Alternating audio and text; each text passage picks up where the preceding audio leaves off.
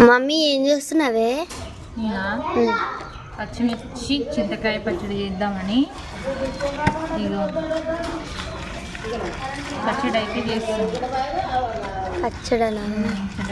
చింతకాయలు తీసుకొచ్చిన మధ్యాహ్నం పచ్చడి చేసి పెడితే అయిపోద్ది కానీ చింతకాయ పచ్చడి అయితే చేస్తున్నా. ఫ్రెండ్స్, మీలో ఎంతమందికి చింతకాయ పచ్చడి అంటే ఇష్టమో కామెంట్ అయితే చేయండి. రోట్లోనే చేస్తాను నేను ఈ పచ్చడి అయినా. ఫస్ట్ అయితే పచ్చిమిర్చి అయితే దంచుతున్నా.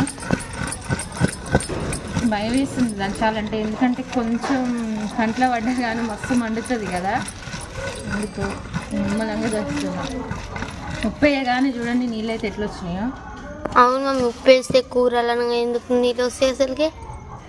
ఉప్పు వేస్తే నీళ్ళు వస్తాయి. నీకే తెలియదు. నాకైతే తెలియదు.